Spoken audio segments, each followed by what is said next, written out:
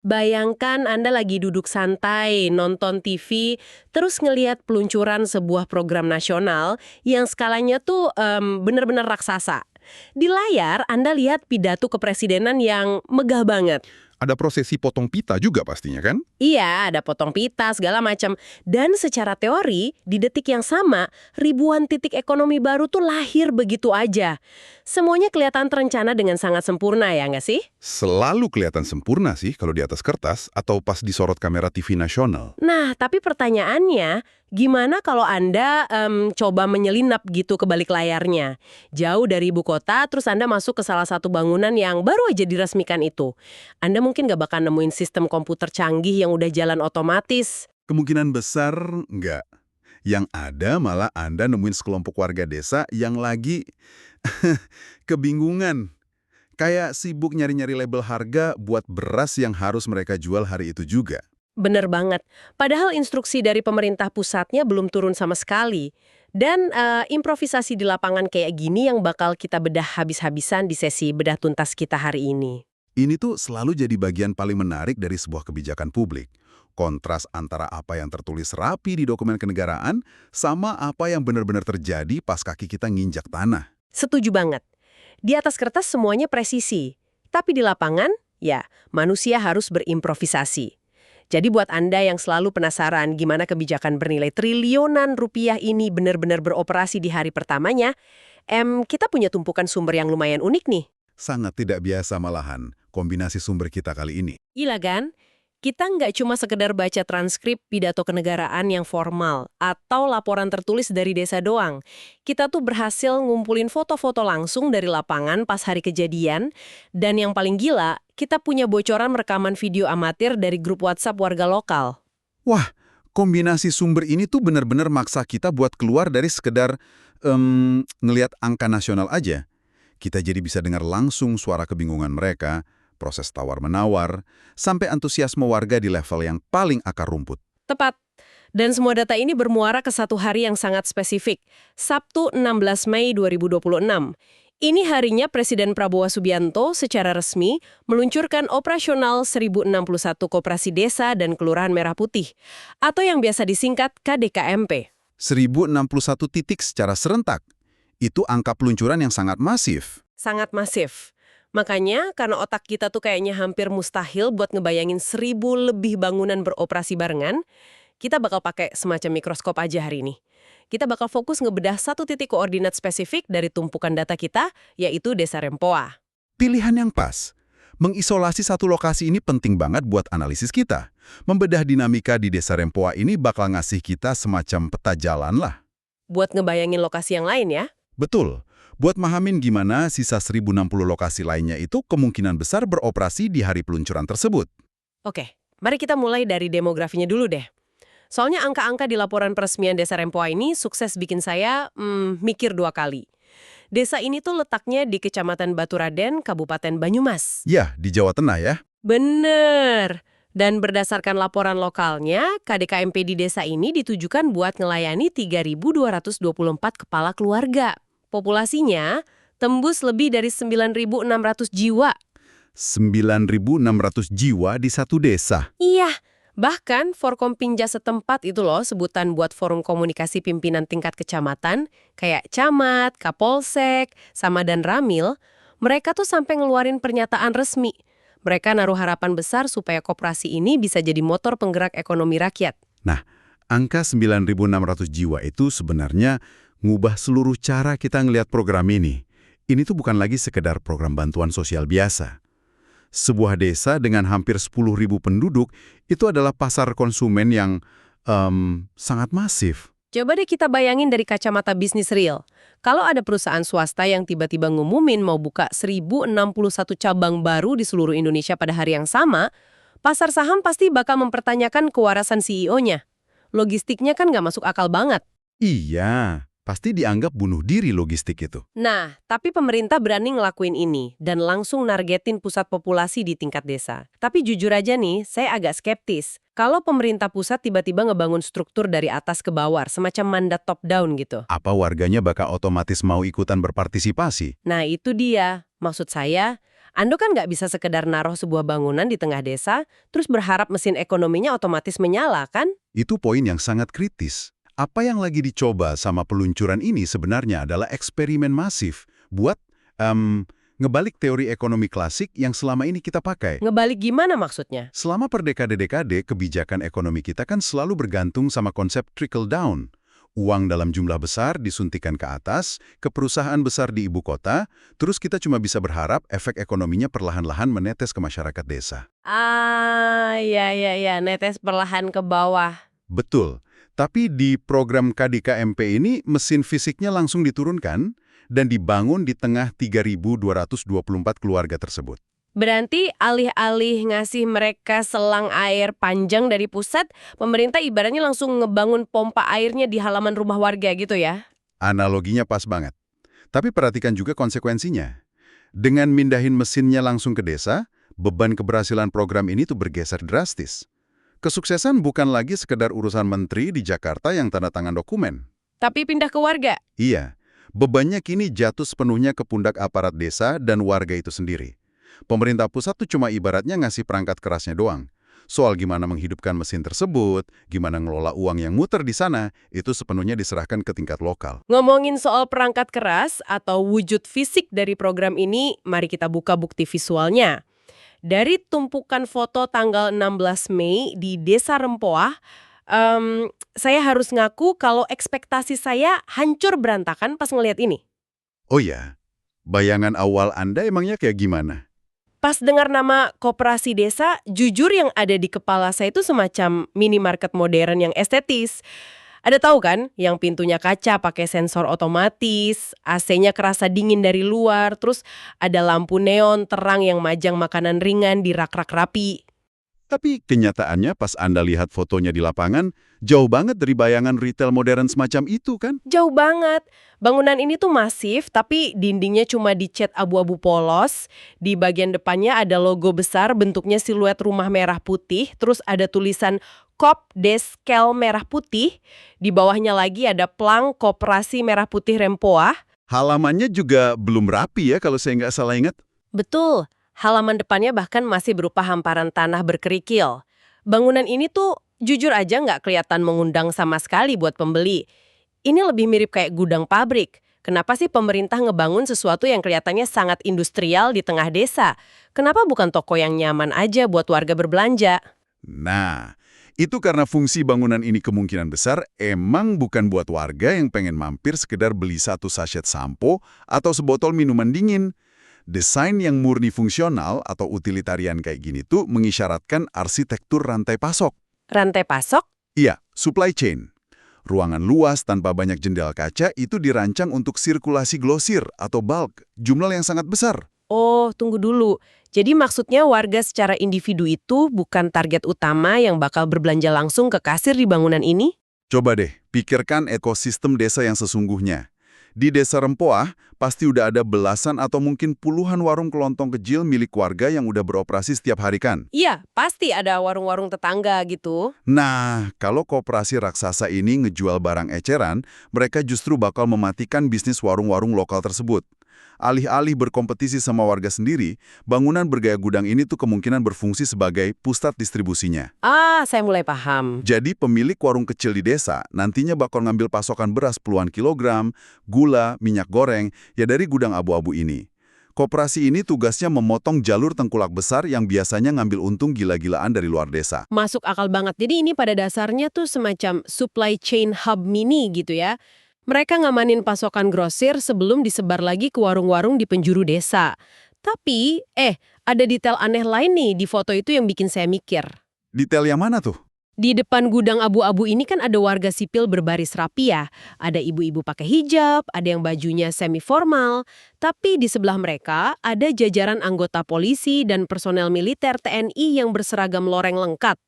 Ngelihat aparat keamanan jaga ketat koperasi kayak gini, jujur kesan awalnya tuh kayak ada potensi kerusuhan. Kelihatan agak intimidatif ya? Banget. Apa urgensinya coba ngebawa-bawa tentara berseragam lengkap cuma buat urusan distribusi beras sama minyak goreng di desa? Saya bisa ngerti banget kenapa itu kelihatan berlebihan pada pandangan pertama. Tapi kalau kita ngebedah kebijakan ketahanan pangan di banyak negara besar, Urusan perut ini seringkali diperlakukan setara sama urusan pertahanan nasional. Setara dengan pertahanan nasional? Wah, serius. Iya, melibatkan TNI dan Polri di fasilitas logistik tingkat desa, itu bukan berarti lagi ada ancaman kerusuhan. Ini tuh semacam penerapan strategi pelibatan lintas institusi, atau whole of community approach. Pemerintah memperlakukan rantai pasok makanan ini sebagai infrastruktur kritis negara. Tapi bukankah pakai satpam biasa atau penjaga keamanan lokal aja udah cukup ya? Kenapa harus aparat negara yang berseragam lengkap turun ke situ? Gini, di tingkat lokal, ketika sebuah bangunan mendadak harus mengelola pasokan barang kebutuhan pokok untuk hampir 10.000 orang, itu menciptakan kerentanan baru yang sangat besar. Tanpa pengawasan yang ketat dari awal, jalur distribusi sebesar ini tuh sangat rawan dimonopoli sama tengkulak besar lokal. Oh, yang udah punya modal besar ya? Betul, atau bahkan berpotensi memicu kartel harga di tingkat kecamatan. Nah, kehadiran seragam negara di sana adalah pesan stabilitas. Sebuah pesan yang nunjukin kalau perputaran ekonomi baru ini dilindungi langsung sama negara, dan nggak ada pihak-pihak nakal yang bisa dengan mudah nimbun barang atau mainin harga secara sepihak. Bah, menarik banget. Jadi senyuman warga yang rapi pas berfoto di depan gudang abu-abu itu sebenarnya nyimpan lapisan strategi keamanan logistik yang sangat serius ya. Tapi, mari kita kembali ke realitas manusiawinya. Karena sehebat apapun strategi keamanan atau rantai pasok di atas kertas, Momen berfoto resmi itu kan cuma momen di mana semua orang nahan napas sejenak demi kamera kan? tepat banget. Dan segera setelah kamera resmi dimatikan, nah disitulah realitas operasional yang sesungguhnya benar-benar dimulai. Disinilah letak jantung dari penelusuran kita hari ini. Iya, disinilah tumpukan sumber kita tuh rasanya kayak nonton film dokumenter mentah. Kita dapat bocoran video dan audio amatir dari grup WhatsApp warga lokal di hari yang sama. Rekaman ini nangkap apa yang terjadi di dalam gedung sesaat setelah peresmian tingkat makro selesai. Atmosfer awalnya gimana di dalam video itu? Awalnya tuh luar biasa banget. Ada warga yang mandu yel-yel komunal. Di audio terdengar suara keras orang ngasih aba-aba. Sadute, maksudnya 1, 2, 3 gitu ya. Terus langsung disambut sorakan rame-rame. Mereka teriak, KDKMP Desa Rempoa, produktif, aktif, sejahtera. Wow, semangat sekali ya. Banget. Terus ada juga komando kayak ulang tangan yang menandakan mereka tuh lagi berlatih kekompakan secara fisik. Ini antusiasme yang bener-bener organik. Yel-yel semacam itu sebenarnya indikator yang penting banget loh. Itu ngebuktiin kalau infrastruktur sosial mereka udah nyala. Kesiapan warganya buat kumpul, berkolaborasi, dan ngebangun identitas bareng di sekitar koperasi ini udah terbentuk dengan baik. Iya, semangat komunalnya emang kerasa kental banget. Tapi lucunya, sekitar 5 menit kemudian di video yang sama, kita nangkep percakapan di belakang layar yang sangat, kacau. Kacau gimana nih? Jadi di tengah tumpukan barang yang baru datang, kita bisa dengar suara seorang ibu-ibu nanya dengan nada bingung. Dia bilang, ini berapa itu? Terus ada orang lain yang ngejawab dengan suara ragu. Harganya? Iya, tapi harganya nggak ada harganya. Jadi harganya belum masuk sistem ya? Iya, dan situasinya tuh nambah absurd ketika tiba-tiba terdengar suara orang negosiasi mendadak. Ada yang bilang 16.500 boleh. Terus dijawab lagi sama suara lain, boleh di situ, tapi ada harganya ya Bu. Dan yang paling bikin saya melek adalah pas ada yang nyeletuk nanya gini. Nanya apa dia? Dia nanya, masih menunggu dari pusatnya Bu. Berarti belum ya? Astaga, itu tuh cuplikan langsung dari pergesekan antara sistem terpusat dan kenyataan desentralisasi di lapangan. Belum lagi ada suara-suara acak orang lewat di latar belakang rekaman yang tiba-tiba nyeletuk santai banget. Ada yang bilang, saya paling alergi ngapain. Terus ada lagi pembicaraan soal potongan rambut. Ini tuh bener-bener kekacauan khas manusia. Tapi mari kita bahas soal harga tadi deh. Boleh, soal harga 16.500 tadi ya? Iya. Kalau warga terang-terangan kebingungan soal harga, dan mereka sendiri tuh sadar kalau mereka lagi nunggu dari pusat, bukankah ini dikasih kuat kalau peluncuran 1061 koperasi ini tuh agak terlalu dipaksain? Kenapa Anda merasa begitu? Ya maksud saya, gimana bisa Anda ngeresmiin ribuan mesin ekonomi besar-besaran tanpa ngasih tahu warga di lapangan berapa harga jual barang-barang tersebut? Kan aneh. Sangat mudah sih memang buat ngelihat itu sebagai sebuah kelalaian birokrasi atau peluncuran yang terburu-buru. Tapi ada cara lain buat mahamin fenomena ini. Coba deh bayangin, Anda ngunduh aplikasi perbankan terbaru di HP Anda. Oke. Promosinya besar-besaran, antusiasmenya tinggi, dan aplikasinya berhasil kepasang di layar HP Anda. Tapi begitu Anda buka, server pusatnya tuh lagi kewalahan meroses jutaan permintaan barengan. Jadinya layar harganya kosong sesaat. Kayak error loading gitu ya? Betul. Nah, dalam pemerintahan, ngalirkan instruksi teknis, nyebarin dokumen standar operasional, sama daftar harga ke 1.000 titik lebih desa di hari yang sama, tuh seringkali kalah cepat sama antusiasme peluncuran fisiknya. Ah, saya paham. Karena ngirim surat edaran atau menyesuaikan database pusat itu emang nggak akan pernah secepat gunting yang motong pita peresmian ya? Persis. Infrastruktur birokrasinya itu selalu tertinggal satu langkah di belakang infrastruktur sosialnya. Tapi yang paling krusial buat kita perhatiin di sini adalah reaksi warganya. Reaksi warga pas tahu harganya kosong tadi. Iya, ketika server birokrasi pemerintah pusat itu lagi ibaratnya down atau lambat ngasih harga patokan, apa iya ibu-ibu di desa Rempoah itu terus ngunci pintu gudangnya, matiin lampu, dan mutusin buat pulang ke rumah aja? Oh, sama sekali enggak. Di rekaman itu mereka justru langsung ngambil inisiatif sendiri. Mereka mulai nebak-nebak dan tawar-menawar harganya. 16.500 boleh. Dan lucunya, mereka malah menyepakatinya sendiri di situ. Nah, itulah inti dari ketahanan ekonomi akar rumput yang sesungguhnya. Di titik di mana negara atau birokrasi itu terlambat ngasih regulasi yang presisi, mekanisme pasar tradisional justru langsung ngambil alih. Ekonomi itu nggak akan berhenti cuma gara-gara birokrasi lagi melambat. Wah, bener juga ya. Warga desa tuh kan udah ngejalanin sistem ini selama ratusan tahun. Tepat. Mereka menggunakan kepercayaan antar tetangga, negosiasi langsung, dan kesepakatan komunal. Ketiadaan harga dari pusat itu secara nggak sengaja malah maksa mereka buat ngambil alih kepemilikan operasional koperasi dari hari pertama. Mereka menciptakan pasar mereka sendiri di dalam ruangan dinding abu-abu itu. Menarik banget cara Anda ngelihatnya. Jadi alih-alih duduk manis kayak pegawai toko yang nunggu instruksi manajernya, kekacauan birokrasi ini justru memicu insting bertahan hidup dan insting berdagang mereka secara instan. Betul sekali.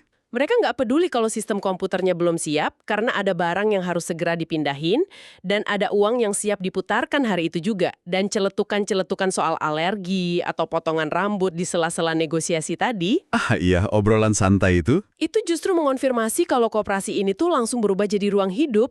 Bangunan yang tadinya sangat utilitarian dan kaku itu langsung diresapi sama kebiasaan dan keseharian manusia sungguhan. Dan menurut saya, itu adalah penanda kesuksesan yang jauh lebih penting daripada laporan tertulis yang rapi di meja kementerian. Dokumen harga itu bisa disusulkan besok harinya. Server bisa diperbarui dalam hitungan jam. Tapi manusianya nggak bisa direkayasa ya? Betul. Kemampuan sebuah masyarakat buat beradaptasi, berimprovisasi, dan menjaga rantai pasok supaya tetap bergerak secara mandiri, itu adalah bentuk ketahanan lokal yang nggak akan pernah bisa direkayasa oleh kementerian manapun dari ibu kota. Sungguh menakjubkan ya, gimana ngelihat satu momen spesifik dari rekaman bocor aja bisa mengubah perspektif kita sepenuhnya soal kebijakan makro ini. Mari kita coba petakan kembali perjalanan yang baru aja kita lalui di sesi ini. Silahkan. Kita tadi memulai penelusuran ini dari sebuah abstraksi yang skalanya nasional banget. Sebuah visi raksasa kepresidenan pada tanggal 16 Mei 2026 yang meresmikan 1.000 lebih mesin ekonomi baru secara serentak. Terus dari gemerlapnya ibu kota, kita memperbesar peta kita ke sebuah titik bernama Desa Rempoah. Di mana kita berhadapan langsung dengan target pasar real berisi 9.600 jiwa. Iya, kita ngebedah kenapa bangunan koperasinya tuh ternyata lebih mirip fasilitas logistik pabrik daripada minimarket cantik. Terus kita juga ngebahas kenapa kehadiran militer di sana mencerminkan kalau urusan logistik desa ini sekarang diangkat jadi isu ketahanan strategis buat negara. Namun, pada akhirnya, semua infrastruktur fisik dan pengamanan logistik yang ketat itu nggak akan ada maknanya tanpa manusia yang ngoperasinya.